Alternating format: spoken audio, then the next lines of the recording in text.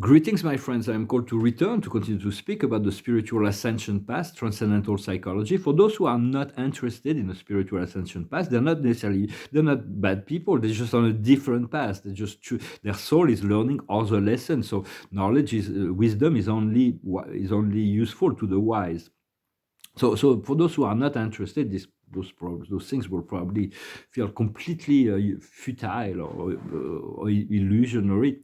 Yet I am called to continue to cultivate, to express certain thoughts and ideas. Use only what resonates with you. For a lot of things the mind is always trying to draw conclusions from the sum of knowledge that we have. It is a big challenge without having to make evaluation or drawing conclusion, which is not always easy. It is a big challenge. For the way of ascension is not a calm river and that's a bed of roses. It is like a very very difficult process that's full of obstacles and difficulties, where a lot of people start in there and then they let it go because it's too hard. But when the soul is strong enough, if our soul is confronted with an obstacle, it's never the obstacle that is the obstacle was put there by our soul. And if we fell in front of an obstacle, it is not because of the obstacle, it is because our soul has the ability to overcome it.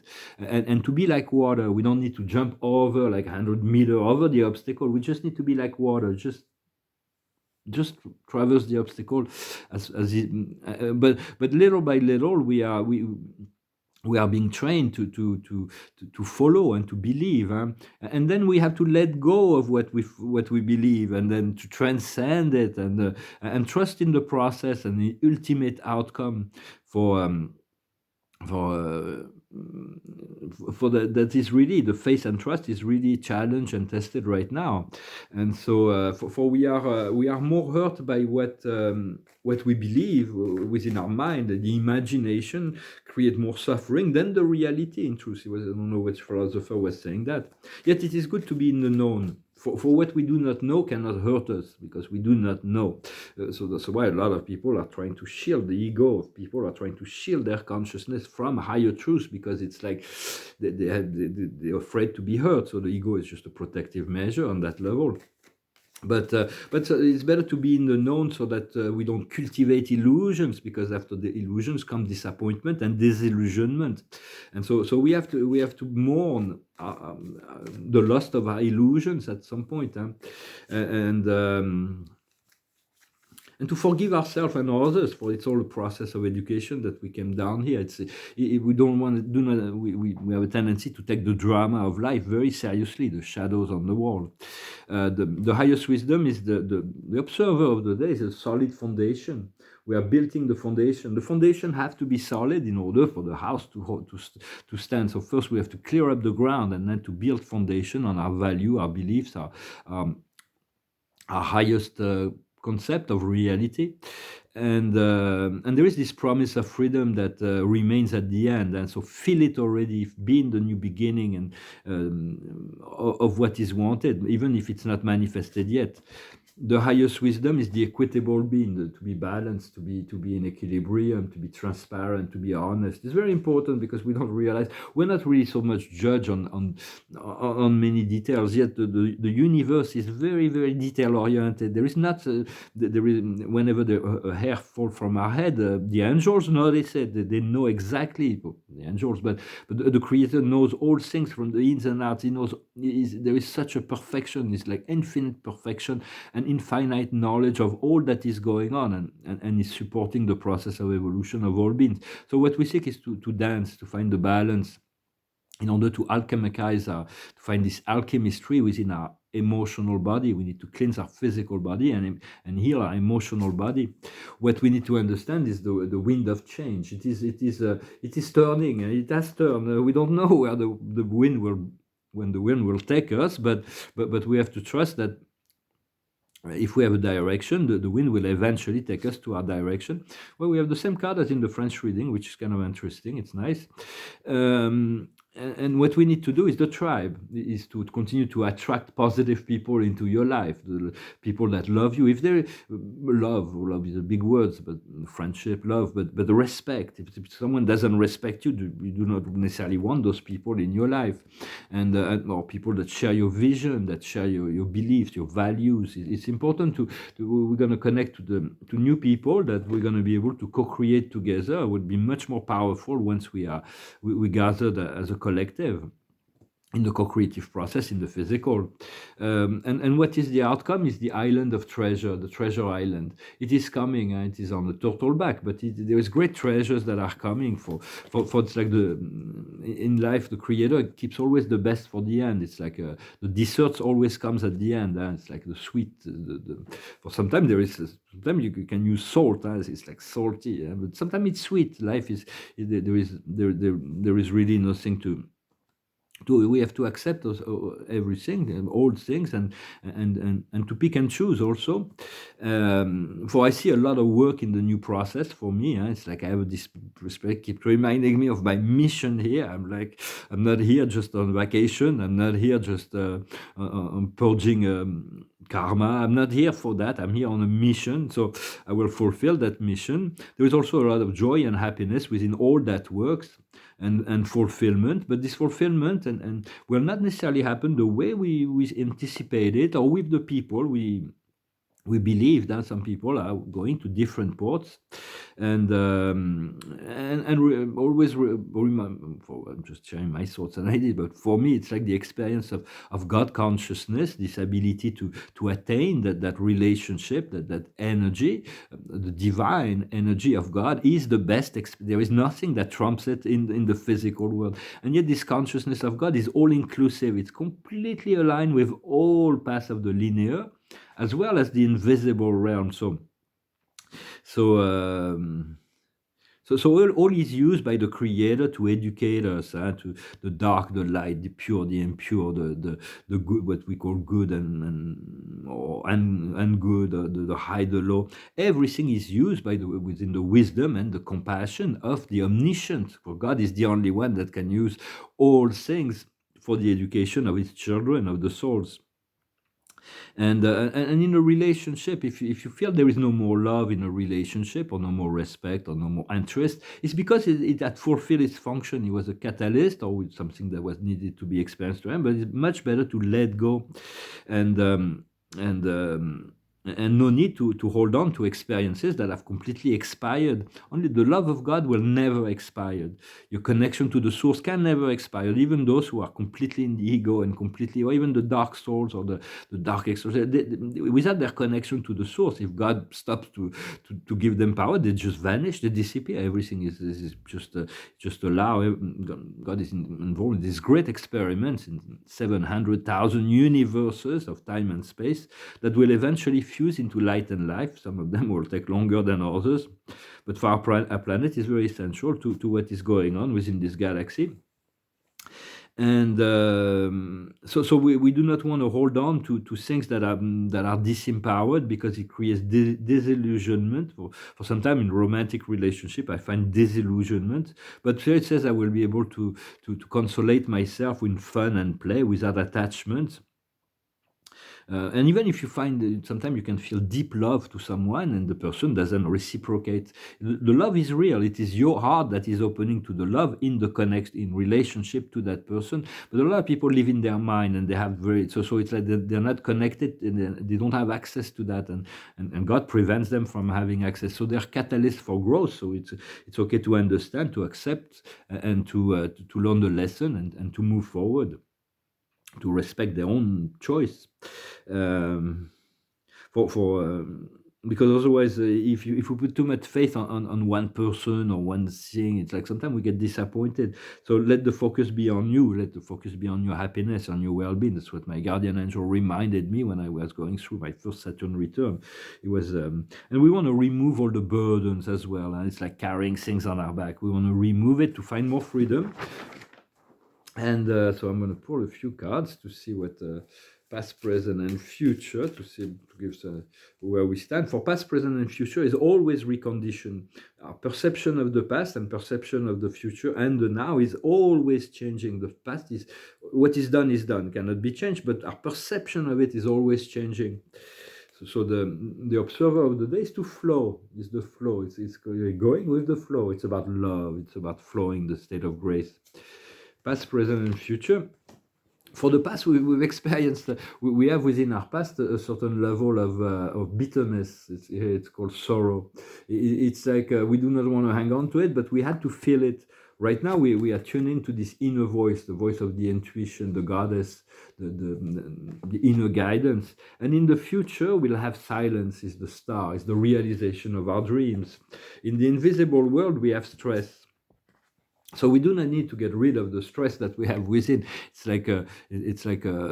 Otherwise it builds up. So breathe, bring more oxygen into your bloodstreams and find things that make you feel good. The whole process is about being deconditioned. It's about a lion that's been living as a sheep and following this herd mentality, but he didn't know he was a lion, but now he's awakening to this power of sovereignty. We are all kings and queens in the kingdom of God, and the lion is the royal house of Sirius. It's like the royal beings. And so we need to return to our sovereign strengths and empowerment. And on the outside world, there is this brand new life that is opening before us. It's like beyond the illusions. It's like the trumpets of heaven. There is certain things that once every energy is aligned, it's like things are changing.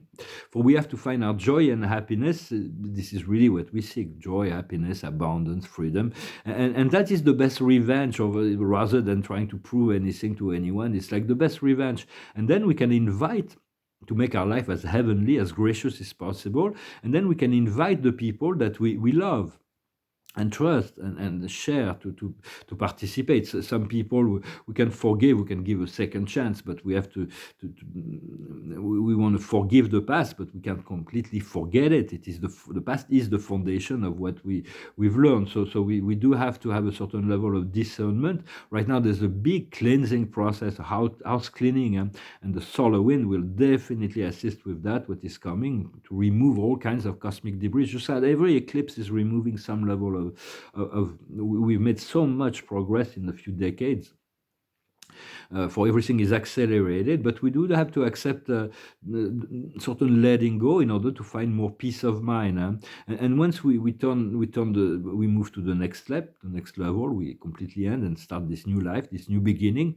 Life will continue to challenge us, but from a different plateau, on a different level. We'll learn through peace and harmony rather than chaos and conflict. For all suffering comes from ignorance and attachment to illusions. That's like, it's not maybe a truth that we need to hear, but we want to hear. But sometimes it is really what it is.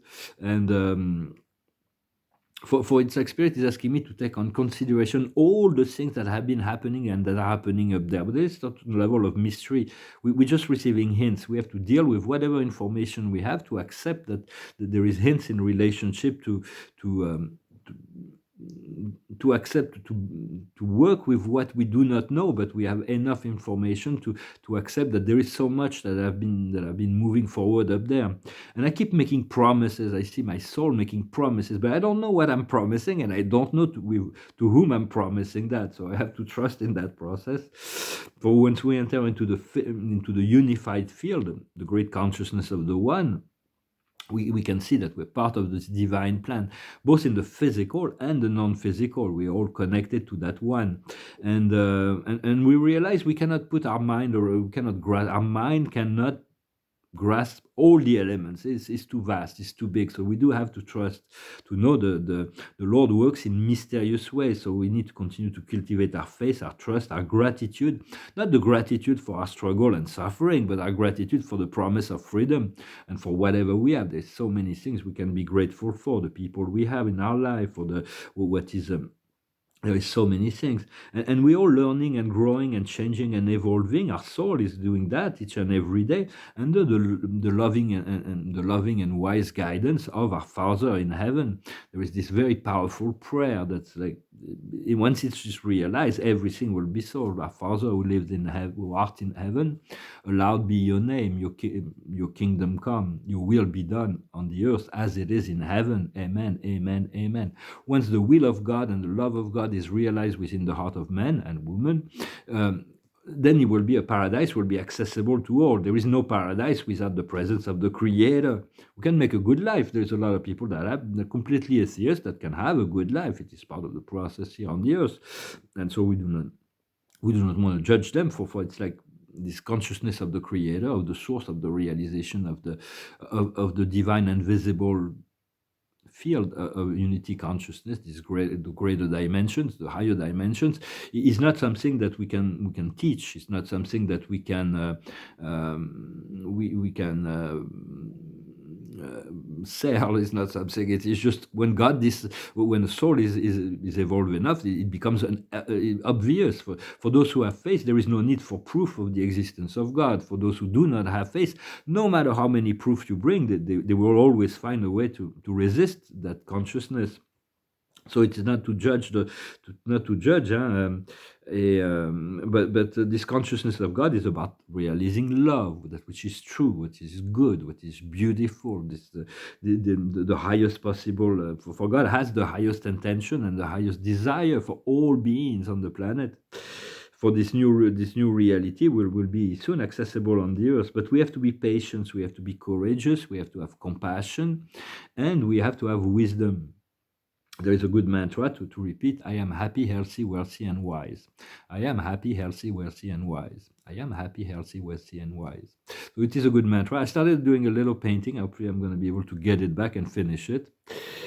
And so I thank you so much for your donations. I thank you for your supporting the channel, for liking, sharing, commenting, and subscribing.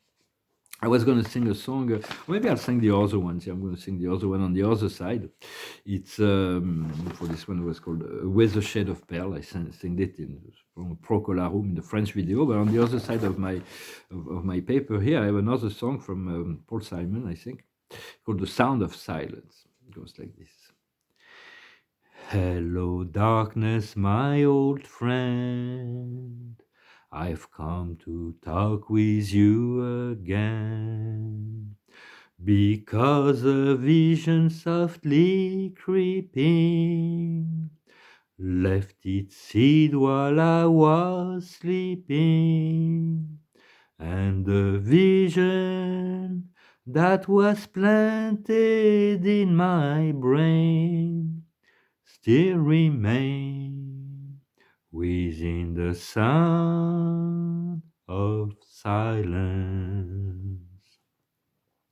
In restless dreams I walk alone, narrow streets of cobblestone, 'neath the halo of a street lamp.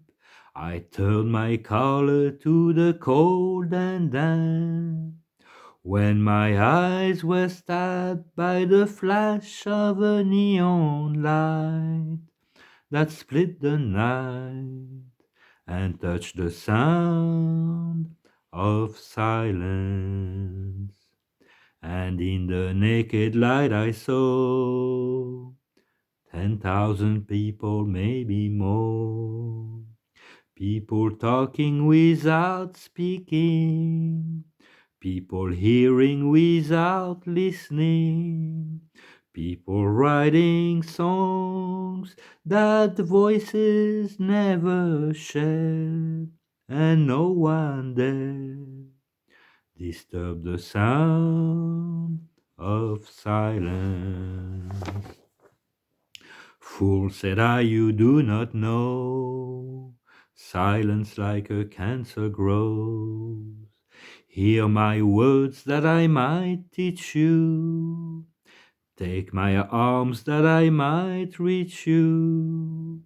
But my words like silence raindrops fell, and echoed in the wells of silence.